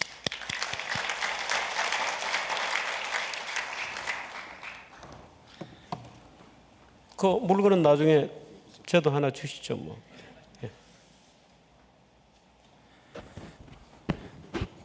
예, 여러분 반갑습니다. 벤처기업 협회장 맡고 있는 남민우입니다. 오늘 저는 그 창조경제를 위한 저희 벤처 활성화 정책에 대해서 제안을 해보도록 하겠습니다. 저희 창조 포럼에서 벤처가 할 말이 제일 많을 것 같은데요. 어떻게든 10분 안에 끝내보도록 노력을 하겠습니다. 저희 벤처가 창조경제를 어떻게 이해하고 있는가에 대해서 한번 생각을 해봤습니다. 그래서 저희 벤처기업인들이 모여가지고 창조경제가 대체 뭘까, 사회적으로 말들이 많은데 저희끼리 한번 토론을 해보고 내린 결론이, 창조경제란 창조의 가치가 존중받고 극대화되는 경제일 것 같다, 이렇게 저희가 생각을 했어요. 그리고 창의적 기술과 아이디어로 새로운 가치를 창출해내는 선도형 경제다. 그리고 ICT 기술을 통해 기존 산업 간의 융합으로 새로운 시장을 개척하는 융합형 경제다. 뭐 이렇게 그 세 가지로 저희가 정의를 해봤습니다. 즉 무에서 유를 만들어내는 기업가 정신으로 새로운 성장 동력과 새로운 일자리를 창출하는 게 바로 박근혜 정부의 창조 경제가 아니겠는가. 창조 경제에 대해서는 많은 그 얘기들이 있었습니다만은 사실은 창조 경제를 우리 새로운 정부에서 저희가 새로 써나가는 게 진정한 의미의 창조경제가 아니겠나, 이렇게 생각을 합니다. 하지만 우리나라의 창조경제 역량은 통계적으로는 굉장히 안 좋은 상황입니다. 우리나라의 ICT 자본은 OECD 국가 중에서 1위를 차지하고 있습니다. 전 세계에서 가장 빠른 인터넷을 가지고 있고요. 하지만 창조경제 역량은 20위로 지금 평가가 되고 있습니다. 그리고 기술 무역 수지도 아주 열악합니다. 이 얘기는 저희가 1조 달러에 이르는 그런 그 무역 강대국이 됐지만 기술을 사고 파는 기술 무역 수지에서는 여전히 적자를 기록하고 있습니다. 이것이 바로 우리 경제 현실이고, 우리가 창조 경제라는 이슈를 다시 한번 되새겨볼 대목이라고 생각합니다. 그리고 낮은 일자리 창출 경쟁력을 가지고 있습니다. 오른쪽 그 차트에 보시면 요즘 유럽 경제 위기에 단골로 나오는 국가들이 쭉 나와 있죠. 그리스, 스페인, 이탈리. 반대편 쪽이 좋은 나라들인데 우리나라는 다행히 중간쯤에 서 있습니다. 바로 이런 것들이 우리가 창조 경제와 거리가 먼 현실이라고 저희는 판단을 하고 있습니다. 왜 그렇게 되었는가? 지금까지 정부의 정책이 항상 대기업 일변도로 대기업 중심의 경제 정책을 해왔기 때문이 아닌가, 그렇게 저희는 생각을 하고 있습니다. 즉, 그 대기업이 아무리 성장을 해도 그 고용이 늘어나지 않고 시장의 독과점은 증가해서 그 새로운 어떤 그 사업의 기회는 점점 줄어드는 뭐 그런 현실에 처하게 된 게 아닌가, 저희는 그렇게 생각을 하고 있습니다. 그래서 바로 이 창조 경제 시대에는 저희 벤처기업, 즉 왕성한 창업 활동과 고급 일자리 창출 능력을 가지고 있고 높은 R&D 투자를 하고 있는, 그리고 높은 성장성을 갖고 있고 하이테크 업종에 집중되어 있는 이 벤처 기업들이 창조 경제 활동에 가장 적합한, 창조 경제의 중추적 역할을 할 수 있는 게 아닌가, 저희는 그렇게 생각을 하고 있습니다. 저희 벤처에 대해서는 말도 많고 뭐 탈도 많고 그 벤처에 대해서는 그 두드러기를 가진 분들도 많이 계십니다. 하지만 저희는 그 벤처가 97년 IMF 위기를 탈출시키는데 가장 중추적 역할을 했다는 자부심을 가지고 있습니다. 그리고 아무리 2001년 버블 이후에 비난을 받더라도 그때 뿌려진 벤처의 씨가 지금 우리나라의 경제를 다시 살릴 시기다라고 저희는 보고 있습니다.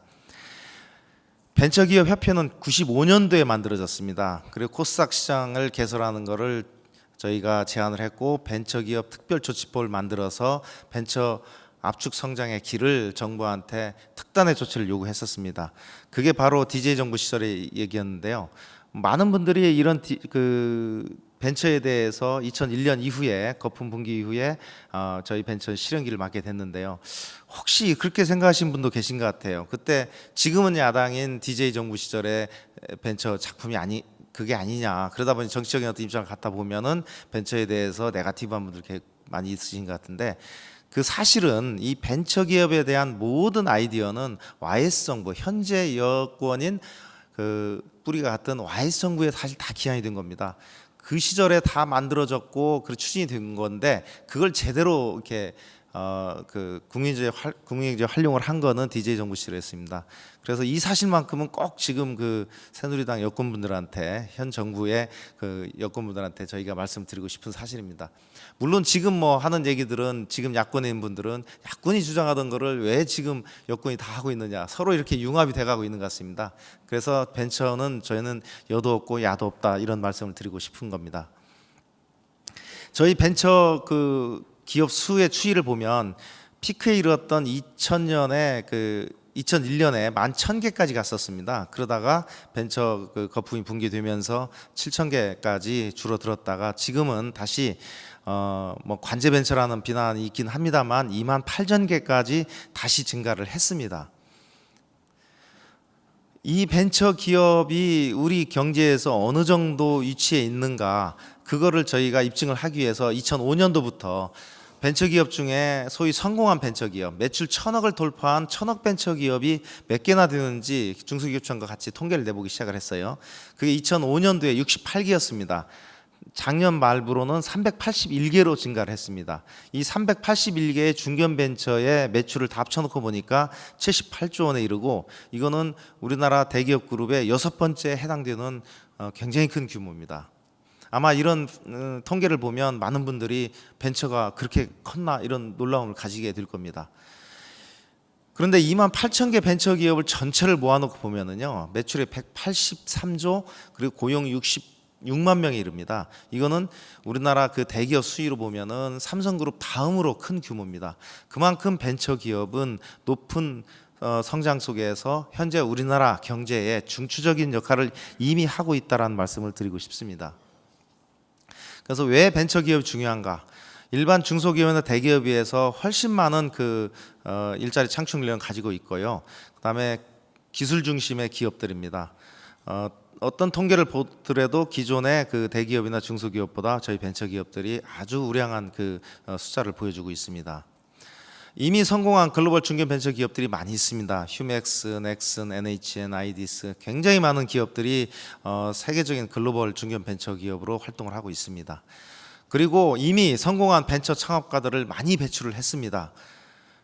여기 그 지금 카카오가 그 새로운 모바일 플랫폼으로 네이버를 위협할 정도로 성장을 하고 있는데요. 거기 보시면은 그 NHN의 그 이혜진, 김범수 두 친구가 이제 그 NHN을 키워냈는데 그 뒤에는 바로 김범수라는 이 친구가 있습니다. 카카오가 처음에 만들어져 가지고 많은 인기를 끌었음에도 불구하고 도대체 저게 어떻게 그 수익 모델을 가지고 살아남겠느냐, 많은 분들이 그 의문을 가졌습니다. 아무도 투자를 안 했었어요. 그러다 결국에는 자기들끼리 투자를 해서 버티다가 이제 중국계 많은 이제 투자를 받아들여 가지고 이제 수익을 이제 내기 시작을 했는데요. 아주 예외적인 케이스입니다. 대한민국에서도 페이스북처럼 그 구글처럼 오랫동안 그 수익 창출 모델이 없는데도 불구하고 살아남아서 이제 네이버를 위협하는 거인으로 성장해가는 이런 그 역사가 만들어졌거든요. 그거는 순전히 김범수라는 그 맷집 있는 친구가 뒤에서 버티고 있었기 때문에 그게 가능한 얘기입니다. 즉 벤처가 성공하려면 오랜 기간 그렇게 우리가 도와줘야 됩니다. 그 투자를 해줘야 되고, 여기 보시면 이 넥슨의 김정두라는 친구 그 엊그제 그 네고 사이트 인수했다가 나왔지 않습니까? 이 친구는 은둔의 이제 경영자로 유명한 친구인데 우리나라 그 3대 그 부자에 들어갑니다. 이건희 회장님, 정몽구 회장님 다음으로 돈을 많은 친구가 우리 이미 벤처기업까지 나왔습니다. 이 사실을 많은 분들이 모르고 있어요. 넥슨을 일본 시장에 가서 상장을 해가지고 그 가지고 있는 시가총액만 해도 몇 조 원에 달합니다. 이미 우리 벤처 생태계에서는 이런 성공한 벤처 기업가들을 배출을 하고 있습니다. 다만 우리가 그거를 관심을 가지고 보지 않았고, 이 벤처는 여전히 그 뭐 찌질이하고 뭐 생떼나 쓰고 뭐 도와달라고 뭐 하는 뭐 그런 친구들 아니냐, 이렇게 뭔가 언론과 우리 사회가 잘못 인식을 하고 있다는 겁니다. 이미 우리 벤처 생태계는 성공한 벤처 창업가들을 배출하고 있고요. 지금 그 삼성전자가 지금 떼돈을 벌고 있는 이 갤럭시 부품을 들여다보면 이 많은 부품 을 만드는 회사들이 바로 저희 벤처 기업들입니다. 이런 벤처 기업들의 경쟁력이 모여져 가지고 대기업의 경쟁력을 만들어낸다라는 것을 저희는 강조를 하고 싶은 겁니다. 거기에 비해서 우리 벤처 생태계는 얼마나 열악한가? 굉장히 열악합니다. 왜 우리는 마크 주커버그 같은 페이스북이 탄생하지 못하는가? 여기에 대해서 많은 분들이 논란합니다. 저희도 관심이 많습니다. 여기 좀 정리를 해놨는데요. 그건 나중에 보시기로 하고요. 우리 벤처 생태계는 어쨌든 미국 같은 좋은 벤처 생태계는 많이 다르다. 뭐가 다른가? 여기에 대해서 저희가 고민을 많이 해야 할 시점입니다. 실리콘밸리에서는 세계적인 리더들을 벤처 기업을 통해서 그동안에 많이 배출해냈습니다. 그러나 대한민국의 벤처 생태계가 벌써 18년이 돼가는데 20년 가까이 돼가는데 벤처 영웅이 몇 명이나 탄생했는가? 아까 얘기한 은둔의 경영자들 이외에는 별로 그렇게 눈에 띌 만한 벤처 영웅들이 나타나지 않았습니다. 그것은 저희 기업 생태계가 공생의 생태계보다는 정글의 생태계로 운영된 결과가 아닌가, 저희는 그렇게 생각을 하고 있습니다. 마지막으로 이 벤처 생태계에 대해서 특성을 잠깐 설명을 드리고 이 벤처 생태계 개선을 위한 그 정책 제안을 해보도록 하겠습니다. 이 벤처 생태계는 혁신 생태계와 시장 생태계가 잘 결합을 해야 만들어집니다. 창업과 그 성장과 회수가 원활하게 그 선순환되는 이런 시스템이 만들어져야 저희가 좋은 벤처 생태계라고 얘기를 할 수가 있습니다. 창업을 하고 바로 성공을 한다면 누구나 아마 창업을 했을 겁니다. 10개 중에 한두 개가 성공하는 게 바로 그 벤처 성공의 그 통계입니다. 그 성공한 벤처 그 사업가들도 3번, 4번 실패를 하고 난 뒤에 비로소 성공하는, 그것이 통계적인 팩트입니다. 즉 3년, 5년에 걸쳐서 나타나는 이 데스밸리라는 죽음의 계곡을 성공적으로 넘어야, 그럼 누가 죽음의 계곡을 넘을 수 있도록 도와줄 수 있느냐? 그거는 창업 지원, 엔젤 투자, 벤처 캐피탈 투자, 뭐 많은 어떤 그런 그 도움이 필요합니다. 미국의 실리콘밸리가 왜 성공한 벤처 생태계냐? 바로 이런 그 죽음의 계곡을 넘을 수 있도록 그 생태계가 잘 만들어져 있다는 겁니다. 저희가 주장하는 것은 뭐 새로운 걸 하자는 게 아니라 이미 성공하고 있는 이런 벤처 생태계를 벤치마킹하고 우리 실정에 맞게 도입을 하자는 얘기입니다. 그 중에 한 예가 오픈 이노베이션인데요. 우리나라 대기업들은 내부에서 모든 R&D를 다 하는 시스템입니다. 아까 한 분이 지적을 하셨지만은 내부에서 다 하지 외부에서 한 거를 M&A를 해서 신성장 동력으로 찾고자 하는 노력을 별로 하지 않습니다. 그러다 보니까 기술 탈취니 인력 빼가기니 뭐 이런 그 험악한 말들이 난무를 하고 있거든요. 전 세계 어떤 글로벌 대기업을 봐도 자체 R&D로 신성장 동력을 창출해내는 기업, 연속적으로 해내는 기업은 거의 없습니다. 저희가 경쟁하는 글로벌 대기업들 다 보면 1년에 40개, 50개의 그 벤처 기업들을 끊임없이 M&A를 합니다. 그래서 그 중에 성공 확률이 절반도 안 됩니다. 그 중에 3분의 1 정도를 겨우 잘 살려가지고 새로운 성장 동력으로 끌고 가고 있습니다. 그런 그 새로운 기술 창출, 이노베이션은 벤처가 잘한다는 게 정설이고요. 그 다음에 기존의 시장을 가지고 있는 대기업이 마케팅은 훨씬 더 잘하더라. 이 두 개를 결합시키는 것이 답이다라는 것이 지금까지 많은 경제학자와 경영학자들이 저희들한테 얘기해 주는 겁니다. 즉 그거를 오픈 저희는 이노베이션이라고 합니다. 저희도 한 500명 정도 되니까 이미 대기업이 돼서 프로세스가 지배하는 기업들은 내부적으로 새로운 사업 하자고 아무리 외쳐봐도 잘 안 됩니다. 기존에 하던 걸 하려고 하지 새로운 걸 하려는 노력이 없습니다. 저희들은 그래서 사내 벤처도 도입을 하고 여러 가지 노력을 합니다. M&A도 하고. 즉 오픈 이노베이션이 필요한 이유는 프로세스화된 대기업 내에서는 새로운 혁신이 일어나기가 쉽지 않다는 겁니다. 그런 혁신, 새로운 아이디어는 벤처 기업들이 하고 그거를 이제 성공한 나름대로 퀄리파이된 것들에 대해서 대기업들이 과감하게 M&A를 해줘가지고 그 성장 동력으로 삼는 이런 M&A를 통한 성장, 이걸 저희가 오픈 이노베이션이라고 합니다. 이런 것들이 활성화되어 있지 않은 대한민국 그 기업 생태계에 대해서 저희는 아쉬움을 가지고 있습니다. 그래서 저희가 지금 3가지 정책 제안을 하려고 하는데요. 우선 벤처 생태계를 얘기하기 전에 창조성이 발현되기 쉬운 사회 문화가 필요합니다. 어느 분이 말씀하셨지만 우리 사회는 아직도 산업공사의 사회가 아닌가 이런 생각이 들 때가 저희도 가끔 듭니다.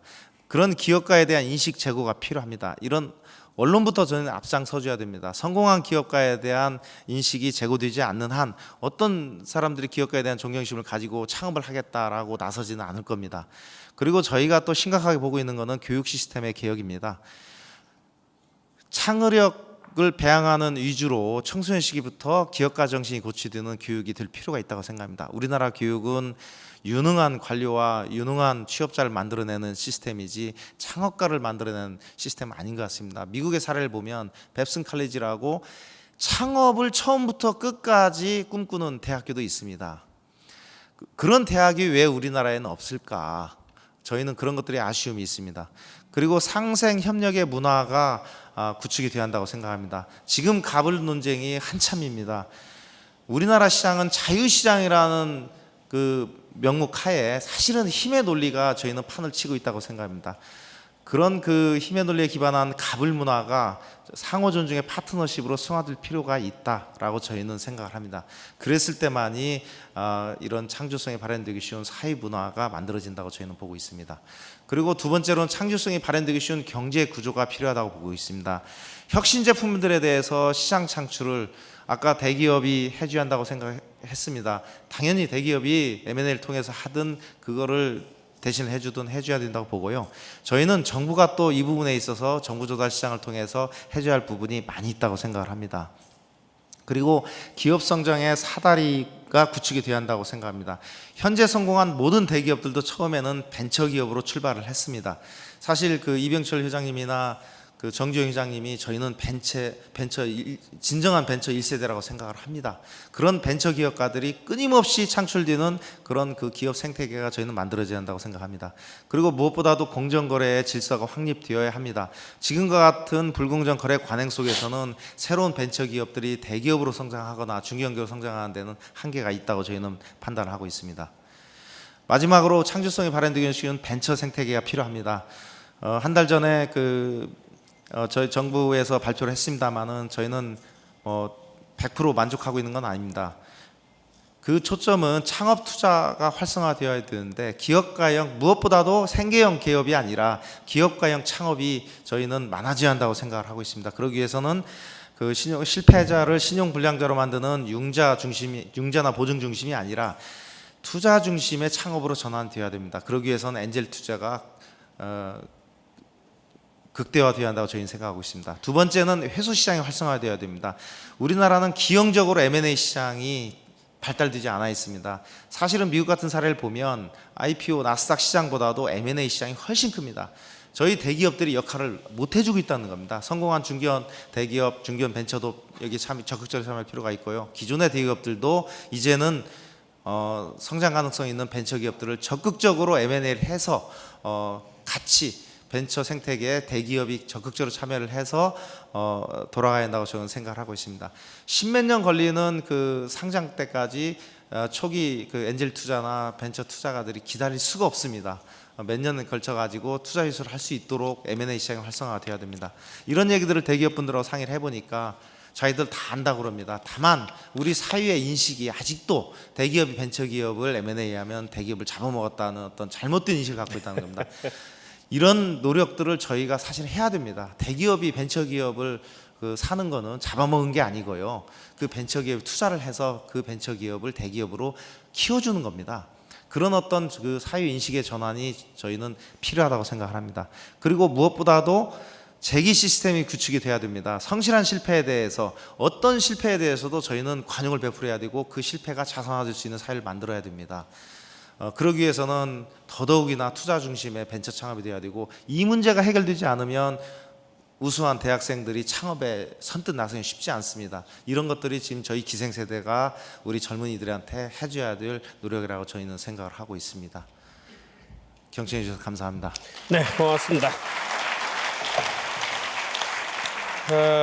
사실 이 갈수록 재밌는 얘기들이 많이 나와서 근데 벌써 이제 보니까 시간이 거의 또 다 된 것 같고 그래서 제가 마지막으로 한 번씩 마지막에 우리 이차관님은 뭐 인사말로 정리를 좀 해주시면 좋겠고 나머지 세 분께는 제가 질문을 하나씩 좀 드리는 것으로 하겠습니다. 제가 벤처 문제에 대해서 생각할 때 늘 생각하는 게 이런 겁니다.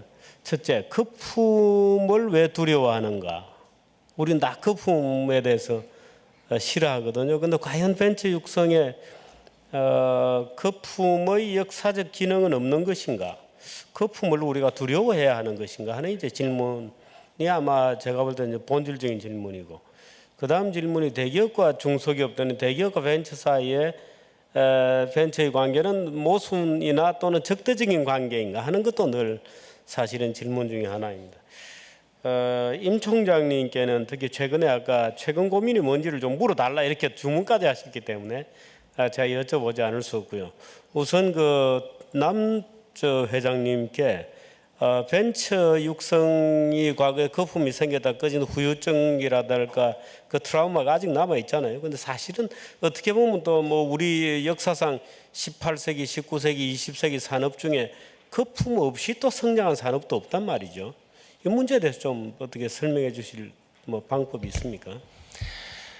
그 거품 없는 맥주가 맛있겠는가 그런 질문하고 저는 똑같다고 생각을 합니다. 아까 제가 그 벤처가 얼마큼 성장했는지에 대해서 왜 통계를 보여드렸냐면요, 2000년에 그 벤처 거품의 결과가 무가 아니고 이렇게 많은 거를 창출해냈다라는 거를 보여주기 위해서 제시를 한 겁니다. 저는 그 새로운 창조를 위해서는 그 일종의 거품이라는 것은 불가피하다고 봅니다. 그 거품 없이 뭔가 활성화되고 그 다음에 그 공무원분들이 생각한 것처럼 잘 매니지된 그 프로세스를 따라서 혁신이 일어난다는 것은 저는 현실적으로 불가능하다고 생각합니다. 도덕군자가 벤처 기업을 하기는 좀 어렵겠죠, 아무래도. 예, 뭐 사실 근데 우리 초등학교, 중학교, 고등학교 교과서 보면 이 물질에 대한 끊임없이 물질을 나쁜 것으로 가르쳐요, 학교에서. 그 사실은 물질적인 어떤 성취를 이루간다는 것도 굉장히 중요한 가치인데 우리가 교육이 좀 그런 면에서는 늘 반기업적이지 않나고 저는 느낍니다. 우리 이성철 부회장님은 어떻습니까? 대기업과 중소기업 또 벤처기업이 흔히 요즘 특히 마치 적대적인 것처럼 인식하는 경우도 많고, 마지막에 아까 남 회장님께서 대기업들이 M&A 해주는 거는 정말 그건 좋은 거다 이렇게 말씀하셔서 저도 아주 그런 포인트가 있구나 이렇게 놀랐습니다만은 이 부회장님 뭐 그 관계에 대해 조금 정리를 좀 해주시죠. 예, 보통 최종 물건을 만들면 뭐 수천 개, 많게는 수만 개의 부품으로 구성됩니다. 부품 한 개가 잘못되면 그 부품 생산 업자가 책임지는 것이 아니고 최종 제품을 만든 대기업이 책임지게 됩니다. 그러니까 동반성장 상생협력은 떼야 뗄 수 없는 관계이고 매우 중요한, 대기업 입장에서 볼 때는 생사의 문제입니다. 이거를 정부가 하라는 데서 하는 것도 아니고 하지 말라 해서 안 하는 것도 아닙니다. 이거는 기본적인 어떤 기업의 생존 전략입니다. 근데 우리 사회는 참 불행하게도 자꾸 대중소기업 동반성장을 상하관계, 수익적 관계로만 생각을 합니다. 그러나 수평적 관계도 매우 좋은 건 많습니다. 아까 우리 남민우 회장님께서 갤럭시 S4 말씀하셨는데 거기에 굉장히 많은 기능이 들어가 있어요. 자, 주변 기기를 볼까요? 지금 이미 우리는 스마트 이어폰 다 쓰고 있죠. 스마트 만보계를 우리 회사 직원들은 쓰고 있습니다. 전부 스마트폰과 연결되어 있는 거죠. 아까 제가 보여드린 숟가락 보셨죠? 저울 숟가락. 이게 연결되면 스마트 숟가락이 됩니다. 스마트 당뇨계, 스마트 심박계, 스마트 속도계, 스마트 보이스 캐디, 스마트 가습기, 스마트 공기청정기, 스마트 오염 센서 등등 이미 갤럭시 S4와 연동되는 센서가 내장돼서 만들 수 있는 많은 기계들입니다. 이 기계들은 대기업들이 만드는 것이 아닙니다. 중소기업들이 만드는 것이죠. 그래서 대기업이 만들어 놓은 블루오션에 중소기업들은 새로운 사업 기회를 찾는 것, 이것이 훨씬 더 생산적이고 평화로운 동반성장이라 생각합니다. 너무 수익적 관계로만 생각하지 마시고 수평적 사업 기회의 창조로 좀 만들어 주시면 감사하다는 생각을 말씀드리겠습니다. 네, 임 총장님. 예. 요즘 어떤 고민을 네. 또 하고 계십니까? 우리 사회는 청년 창업을 권하지 않는 사회다 이런 말씀을 많이 하십니다. 근데 제가 보기에는 청년 창업을 억압하는 사회다 이렇게 봅니다. 우선 우리 사회 자체가 소득이 좀 늘어나다 보니까 안정을 추구할 수밖에 없는 특성은 있겠습니다만은 특히 저는 다른 측면에서 보는 게 대학에서 보는 측면은 부계 사회에서 모계 사회로 급격히 전환되면서 소위 말하자면 도전 정신이 많이 약화되어 있다 학생들. 그게 현실입니다. 실제로 여러분들 지금 가정에 돌아가시면 여러분들도 다 한 분 한 분이 책임이 있는 거죠. 수강 신청을 어머니가 해주고 있는 학생도 있다는 거 아십니까? 식당에서 제가 가는데 학생 식당에서 전화를 꺼내서 앞에 있는 학생이 엄마 메뉴가 이런 거 있는데 뭘 먹냐고 물어보는 학생이 있는 거 아십니까? 더 놀라운 건 제가 직원, 교수가 아니고 직원 한 사람을 뽑는데 경쟁률이 몇 대 1이신 줄 아십니까? 우리 대학에 850대 1이었습니다. 한 달 전에. 그런데 누가 올 것 같습니까? 삼성전자, LG 다 옵니다. 대기업에. 그것도 더 놀라운 건 인사 담당자들이 옵니다. 대리급들이 그냥 평직원으로. 뭐 때문에 올까요? 저는 물어봅니다. 뭐 때문에 오냐고. 뭐 대학 발전이 어떻고. 저는 가능한 한 탈락시킵니다. 그리고 너무 중후스럽습니다. 젊은이들이 이렇게 안정을 찾아서 이렇게 움직여서 해야 되겠는가? 이 사회가 정말 어디로 갈 것인가? 이런 고통 경험을 많이 하고 있습니다. 제가 여기에는 다 이유가 있다는 거죠. 아까 그거 말씀드렸고요. 또 하나는 대학에서의 고민은 이렇습니다. 한번 보십시오. 어느 대학이 연구 중심 대학이다. 대단한 위상으로 느껴지지 않습니까? 산학협력 중심 대학을 표방하면 그 대학은 일단은 어떤 이미지를 갖게 되는 건 뭐 잘 아실 겁니다. 지금 사회가 그렇게 되어 있다는 거죠. 그러면은 이런 부분을 정부와 특히 언론이 나서서 많은 부분을 지금 이렇게 계도를 해야 되는데요. 저는 그 부분에 대해서 우리 지금 그 벤처 남 회장님하고 저도 그런 부분에 많은 어떤 좀 섭섭함이 있는 부분입니다. 우리나라는 대표적으로 지금 대학의 교육이 어렵다고 하면서 특히 언론까지 나서서 두부모형 인재를 양산하도록 유도하는 사회가 아닌가. 창의적인 인재를 하라고 하면서 두부모형 인재를 지금 양산하고 할 수밖에 없는, 특히 거기에 저는 언론의 상당 부분의 책임이 있다. 전 세계 어느 나라에 주요 언론인 조, 중, 동 세 개가 다 이렇게 대학을 열심히 평가해 주는 나라가 어디 있는지 모르겠습니다. 그리고 똑같은 잣대로 1등부터 해가지고 여기에 지금 보니까 오늘 한양대 동문 여러분들 너무 많이 와 계세요.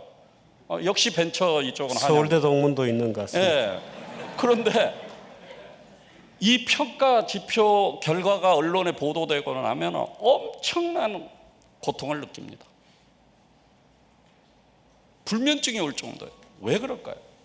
지금과 같이 우리 한양대학이 지금 74년 동안 실용학품 하면서 교육도 연구도 사회에 쓸모있는 교육을 위한 교육, 연구를 위한 연구가 아니고 사회에 도움이 되는 연구를 하자. 이게 지금 우리 한양의 학풍입니다. 그래서 지금 여러분이 보면은 기술 이전 실적하면은 독보적으로 압도적으로 한양대가 1등입니다. 아까 말씀드린 대로 창업. 그런데 아이러니컬하게도 사회에 힘이 되고 이런 교육을 시키고 연구를 주도하면 할수록 지금 현재 소위 말하자면 조중도 평가하는 여기에서는 계속 떨어지게 되어 있습니다. 그러면 뭘로 평가한가 제가 말씀을 드리겠습니다. 주요 경쟁대학 대학에 대한 언론사의 일률적인 평가가 교육 환경, 대학 재정. 아니 지금 한양대 정도면 교육 환경, 대학 재정 우리나라 탑 수준 아닙니까? 이걸 가지고 또 상대적으로 또 1, 2등을 나눈다 이거죠. 연구 실적, 논문 편수, 논문 국제화 최고로 잘하고 있습니다. 주요 대학들 정도면 그냥 놔둬도 걱정 안 하셔도 돼요. 평판도 아까 말씀드렸잖아요. 산학협력 중심 대학이다 하면 평판도 떨어집니다. 자, 이 5개로 일률적으로 평가를 하고 있습니다. 극히 제가 보기에 하나 내지 2개 대학을 제외하고 나머지 대학의 총장님들은 이 부분에 신경을 안 쓸 수가 없습니다. 왜? 국민들이 전부 1, 2, 3, 4등 하면 더 관심을 가지니까요. 그러면 지방대학은 어떠느냐? 지방대학도 비슷한 평가 자태를 가지고 정부의 평가를 받는데요. 일률적인 평가 자태로 구조조정 대상에서 탈출하기 위해서, 대상에 끼지 않기 위해서. 자, 그러면 또 정부 주도의 국책과제 선정 기준, 아까 지금 BK랑 여러 말씀을 하셨는데요. 평가 기준은 어디에도 창업과 관련된 이런 어떠한 실적 전혀 없습니다. 이 상황에서 우리가 창의적인 인재를 육성하는 교육을 하고 창업을 유도하고 가능한 이야기냐 이겁니다. 저는 아까 다시 한번 서울대 말씀드리지만 서울대 취업하셔가지고 나오셔서 벤처기업을 기반이 튼튼한 자리에서 창업해서 그렇게 많으신지는 모르겠지만 지금 서울대 학생이 재학 중에 창업하는 학생이 얼마나 있냐 한번 물어보시죠. 우리 구조가 할 수 없게 돼 있다 이 말이죠. 근데 그걸 지금 한양대는 주도하고 해야 된다고 하고 있으니까 여기에 지금 심각한 고민에 빠져 있다는 겁니다. 동문 여러분들 제 마음 이해하시죠? 전화를 하셔가지고 총장님 왜 이렇습니까? 이걸 어디에 가서 이야기를 합니까? 이게 우리 한국의 모습입니다. 그래서 벤처 창업한 벤처 기업들에 있는 그 생태계도 중요하지만 과연 대학의 지금 생태계는 어떠냐 이거죠. 이게 지금 심각하게 우리 사회 구성원들이 들여다볼 문제다. 이 부분을 꼭 드리고 싶었습니다. 감사합니다. 네.